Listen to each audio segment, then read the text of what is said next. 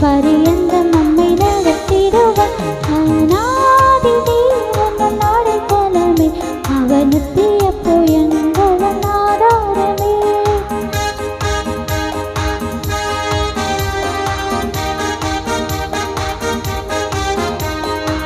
காருண்யத்தாலே இழுத்து கொண்டார் தூய தேவ அன்பே,